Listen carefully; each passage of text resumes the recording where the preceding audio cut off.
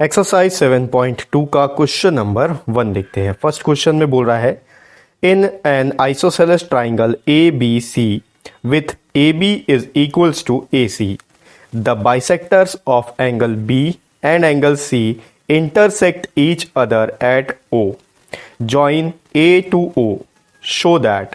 पहला दिया है O B is equals to O C, दूसरा बोल रहा है ए ओ बाइसेक्ट्स एंगल ए। देखो क्वेश्चन बहुत सिंपल है और इसका कोई डायग्राम नहीं दिया हुआ है। जो इन्फॉर्मेशन आपको क्वेश्चन में दिया हुआ है इसके बेस पे हमको एक डायग्राम बनाना है। क्या डायग्राम है? डायग्राम में आपको बनाना है एबीसी एक ट्राइंगल। ठीक है, क्वेश्चन में बोल रहा है एबीसी एक ट्राइंगल है। कौन सा ट्राइंगल है? Isosceles triangle. आइसोसेलेस ट्राइंगल क्या होता है? जिसके दो साइड्स इक्वल होते हैं।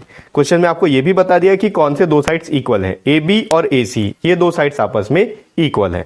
इसके बाद आपको क्वेश्चन में बोल रहा है कि एंगल बी और एंगल सी, इन दोनों को एक रे जो भी है, दो रेस आपस में एक दूसरे को बाइसेक्ट कर रहे हैं, इन दोनों एंगल को बाइसेक्ट कर रहे हैं। बाइसेक्ट का मतलब क्या होता है?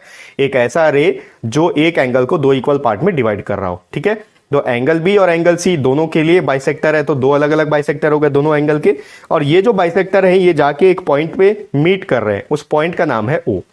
और फाइनली आपको ए को ओ से ज्वाइन कर देना है। ठीक है, इतना करने के बाद अब आपको प्रूफ करना है कि ओ बी और ओ सी इक्वल है फर्स्ट पार्ट में। सेकेंड पार्ट में आपको ये प्रूफ करना है कि ओ ए ओ जो है वो एंगल ए को बाइसेक्ट कर रहा है। ठीक है, कैसे प्रूफ करेंगे चलिए व्हाइट बोर्ड में देखते हैं। देखो क्वेश्चन में डायग्राम कुछ नहीं दिया हुआ है, डायग्राम अपन को खुद को ड्रॉ करना है। ठीक है, जो इन्फॉर्मेशन दिया है उसके हिसाब से अपन डायग्राम ड्रॉ करेंगे। क्वेश्चन में बोला है एबीसी एक ट्राइंगल है। ठीक है, एबीसी ट्राइंगल है। कौन सा ट्राइंगल है? ये आइसोसेलेस ट्राइंगल है। ठीक है, हाँ आइसोसेलेस ट्राइंगल ही दिया हुआ है। और आइसोसेलेस ट्राइंगल के बाद आपको ये बोला है कि ए बी जो है ए सी के इक्वल है। इसका मतलब आप जानते हो आइसोसेलेस ट्राइंगल क्या होता है? जिसके दो साइड्स इक्वल होते हैं। तो A B A C equal है, तो अपन एक डायग्राम इसके बेस पर ड्रॉ करते हैं इस तरीके से। ठीक है, ये डायग्राम है, ये हो गया ए, ये हो गया बी, ये हो गया सी।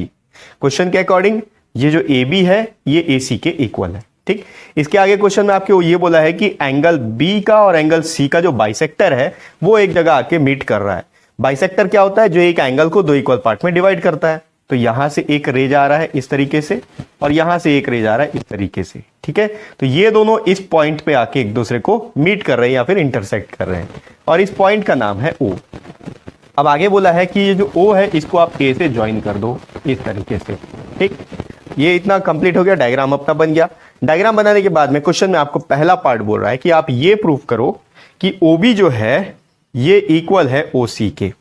अब अपन देखते हैं ओबी कहां है। ओबी ये है और ओसी ये है, ये दोनों आपस में इक्वल है, ये चीज आपको प्रूफ करना है। ठीक है, तो यहां पर हम लोग क्या करेंगे, कुछ थ्योरम्स है ट्राइंगल के, कुछ प्रॉपर्टीज को लेकर, और उसको हम लोग ने पिछले वीडियो में देखा था इस एक्सरसाइज के इंट्रोडक्शन पार्ट में, उस चीज का हम लोग यहाँ पर यूज करेंगे। अगर आपने इंट्रोडक्शन पार्ट वाला वीडियो नहीं देखा है तो वीडियो के डिस्क्रिप्शन बॉक्स में आपको लिंक मिल जाएगा इस एक्सरसाइज का, एक्सरसाइज 7.2 का।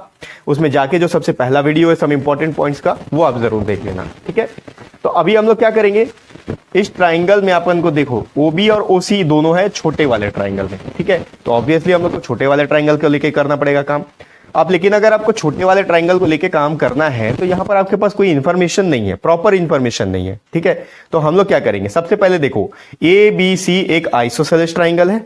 ठीक है, तो यहां पर देखो ये एंगल बी और एंगल सी ये दोनों आपस में इक्वल है। ठीक है, क्यों इक्वल है? क्योंकि अगर इनके साइड्स इक्वल है, हमने थ्योरम में देखा है कि एक आइसोसेलेस के दो साइड्स अगर इक्वल है तो उनके ऑपोजिट एंगल्स आपस में इक्वल होते हैं। ठीक है, तो हम लोग लिखेंगे angle B is equals to angle C. सबसे पहले लिख लेते हैं इन ट्राइंगल ए बी सी। ठीक है, क्योंकि एंगल बी एंगल सी छोटे वाले ट्राइंगल में भी है। In triangle A B C angle B is equals to angle C. क्यों इक्वल है? Because two angles opposite to equal sides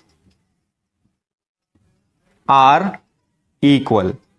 ठीक है, ये एक थ्योरम है कि जिस थ्योरम में ये बोलता है कि अगर किसी ट्राइंगल के, आइसोसेलेस ट्राइंगल के दो साइड्स आपस में इक्वल है तो उनके जो ऑपोजिट एंगल्स है वो भी इक्वल होंगे। तो ए बी का ऑपोजिट एंगल सी और ए सी का ऑपोजिट एंगल एंगल बी। तो अगर ये A B A C equal है तो एंगल बी और एंगल सी भी आपस में इक्वल होंगे। ठीक है, तो अब देखो अगर एंगल बी, ठीक है, और एंगल सी आपस में इक्वल है तो इनका हाफ भी आपस में इक्वल होगा। ठीक है, तो यहां मैं लिख सकता हूं 1/2 angle B is equal to 1/2 angle C. ठीक है, अब देखो 1/2 एंगल बी 1 एंगल सी कहां से आ गया? अगर आप 40 को 40 के इक्वल बता रहे, मान लो ये दोनों 40 डिग्री के एंगल बी और एंगल सी, ठीक है, इसका अगर हाफ कर दें अपन तो क्या ये अलग हो जाएगा? फिर भी इक्वल रहेगा क्योंकि 20-20 आएगा, 20 डिग्री और 20 डिग्री। ठीक है, तो यहां पर क्या हो रहा है, अगर एंगल बी को मैं दोनों साइड से हाफ कर रहा हूं और हाफ क्यों कर रहे हैं? क्योंकि ओबी और ओसी जो है इसको बाइसेक्ट कर रहा है। ठीक है, इस पॉइंट पे अभी अपन आएंगे। ठीक है, तो यहां से हम ले सकते हैं एंगल बी और एंगल सी अगर इक्वल है तो हाफ ऑफ एंगल बी और हाफ ऑफ एंगल सी भी इक्वल होगा। ठीक है, नाउ इन ट्राइंगल, अब छोटे ट्राइंगल देखो ओबीसी में, ओबीसी, ठीक है, इसको मैं नाम दे देता हूं, ये एंगल 1 है, ये एंगल 2 है। ठीक है, अब आप देखो एंगल 1 यह है और एंगल 2 ये है, तो हमने अभी क्या किया, half of angle B, half of angle B क्या होगा, ये एंगल बाइसेक्टर है तो ये इक्वल पार्ट में डिवाइड हो रहा है तो ये हाफ पोर्शन, ये एंगल सी है और ये बाइसेक्टर है तो ये भी इक्वल पार्ट में डिवाइड हो रहा है, तो हाफ ऑफ एंगल सी ये हो गया, तो half of angle B angle 1 और half of angle C angle 2, ये आपस में इक्वल हो गए। ठीक है, angle 1 is equal to angle 2। ठीक है, इसको आप ऐसा कर सकते हो, इसको इक्वेशन नंबर 1 दे दो और यहां पर लिख दो फ्रॉम इक्वेशन 1। ठीक है, अब आप देखो ये जो छोटा ट्राइंगल है एंगल ओ बी सी, ठीक है, इस ट्राइंगल को ले रहे हैं अपन, इस ट्राइंगल में ये वाला एंगल और ये वाला एंगल इक्वल है, तो हमारे पास एक और थ्योरम है जो कि ये बोलता है कि अगर किसी ट्राइंगल में दो एंगल्स आपस में इक्वल है तो उनके जो ऑपोजिट साइड्स होंगे वो भी इक्वल होंगे। इस थ्योरम का कन्वर्स थ्योरम है वो, थ्योरम नंबर 7.3, ये भी हमने इंट्रोडक्शन पार्ट में डिस्कस किया था। ठीक है, तो यहां पर अगर एंगल 1 एंगल 2 इक्वल है तो ये जो OB है और OC है ये भी आपस में इक्वल होगा, तो देयरफॉर आप यहां डायरेक्ट लिख सकते हो OB is equals to OC। आप यहां थ्योरम लिख सकते हो, जैसे कि यहां पर एंगल्स लिखा हुआ तो यहां पर आप बस साइड्स कर दोगे, side opposite to equal angles are equal. ठीक है, थ्योरम ये बोलता है कि अगर दो एंगल आपस में इक्वल है, किसी ट्राइंगल के दो एंगल आपस में इक्वल है तो उनके जो ऑपोजिट साइड्स हैं वो इक्वल होंगे। तो angle B angle C equal है, एंगल बी का ऑपोजिट साइड कौन सा हुआ, OC, और एंगल 1 का ऑपोजिट साइड एंगल OC और एंगल 2 का ऑपोजिट साइड एंगल OB। तो अगर ये दोनों एंगल इक्वल है तो OC और OB भी आपस में इक्वल होंगे, जो कि हम लोग को क्वेश्चन में प्रूव करना था। ठीक है, तो ये था इसका फर्स्ट पार्ट, मैं इसको रब कर लेता हूं, इसका सेकेंड पार्ट भी देखते हैं। फर्स्ट क्वेश्चन का जो सेकंड पार्ट है, सेकंड पार्ट में आपको दिया हुआ है कि AO बाइसेक्ट्स एंगल A। अब आपको यह प्रूफ करना है कि ये जो AO है ये एंगल A को बाइसेक्ट कर रहा है, यानी कि इसको और इसको इक्वल पार्ट में डिवाइड कर रहा है, ये आपको प्रूफ करना है। तो मैं सपोज मान लेता हूं ये एंगल 3 है, ये एंगल 4 है, तो आपको प्रूफ करना है कि एंगल 3 और एंगल 4 आपस में इक्वल है।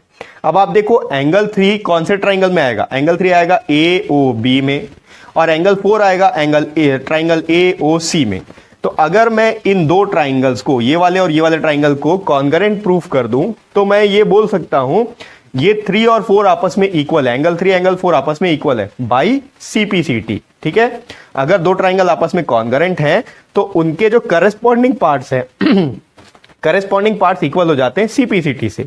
ठीक है, तो देखो इसको प्रूफ करना बहुत आसान है। ठीक है, सबसे पहले तो आप देखो ये वाले ट्राइंगल में अपन लिखते हैं in triangle AOB and triangle AOC। ठीक है, दोनों ट्राइंगल देखते हैं। यहां पर आप देखो ये वाला AO जो है AO के सबसे पहले इक्वल होगा, क्योंकि AO जो है वो कॉमन साइड है, दोनों साइड में है अपने पास, दोनों ट्राइंगल में है। AO is equal to AO, यहां लिखो आप कॉमन साइड। ठीक, इसके बाद आपको क्वेश्चन में गिवन है AB जो है AC के इक्वल है, ये देखो। ठीक है, इस वाले ट्राइंगल में AB है और इस वाले ट्राइंगल में AC है, AB is equals to AC, ये क्वेश्चन में आपको गिवन है। ठीक है, इसके अलावा आप अभी हमने इसी क्वेश्चन के प्रीवियस पार्ट में ये प्रूव किया कि OB और OC आपस में इक्वल है। ठीक है, इसी क्वेश्चन अभी इसका जो फर्स्ट पार्ट था वहां हमने प्रूव किया है कि OB और OC आपस में इक्वल है, OB is equals to OC। आप लिख सकते हो प्रूव्ड अबव, इसके प्रीवियस पार्ट में हमने प्रूव किया था। अब आप देखो इन दोनों ट्राइंगल्स के तीनों साइड्स आपस में इक्वल है। ठीक है, AO आपस में इक्वल हो गया, ए बी और ए सी आपस में इक्वल हो गया, ओ बी और ओ सी आपस में इक्वल हो गया, तो ये दोनों ट्राइंगल आपस में कॉन्करेंट हो गए। Triangle therefore triangle A O B is congruent to triangle A O C by S S S congruency rule. ठीक है, तीनों साइड्स इक्वल है तो S S S congruency rule से ये दो ट्राइंगल आपस में कॉन्करेंट हो गए। अब हम लोग को प्रूफ क्या करना था कि AO जो है A को बाइसेक्ट कर रहा है, यानी कि एंगल 3 और एंगल 4 आपस में इक्वल है, क्योंकि अगर कोई रे किसी एंगल को बाइसेक्ट करे तो उस एंगल को दो इक्वल पार्ट में डिवाइड करता है। ठीक है, तो अगर हम ये प्रूफ कर दें कि एंगल 3 एंगल 4 इक्वल है तो ये प्रूफ हो जाएगा कि एंगल जो OA है वो एंगल A का बाइसेक्टर है। ठीक है, तो ये दो ट्राइंगल आपस में कॉन्करेंट हो गए। अगर ये दो ट्राइंगल आपस में कॉन्करेंट है तो एंगल एंगल OAB या फिर एंगल 3 और एंगल 4 आप ले सकते हो। ठीक है, एंगल 3 इस वाले ट्राइंगल में, एंगल 4 इस वाले ट्राइंगल में, तो यहां पर लिख सकते हैं हेंस एंगल C, या फिर आप लिख सकते हो therefore angle 3 is equals to angle 4 by CPCT, corresponding parts of congruent triangles. ठीक है, हेंस इसीलिए AO we can say that, hence we can say that AO bisects angle A। ठीक है, हम लोग को ये प्रूफ करना था कि ये जो AO है ये एंगल A का बाइसेक्टर है, तो अगर हमने एंगल 3 और एंगल 4 को इक्वल कर दिया तो सब पता चल जाता है कि ये जो AO है इस एंगल को दो इक्वल पार्ट में डिवाइड कर रहा है, यानी कि वो बाइसेक्ट कर रहा है। ठीक है, तो ये हो गया एक्सरसाइज 7.2 का फर्स्ट क्वेश्चन।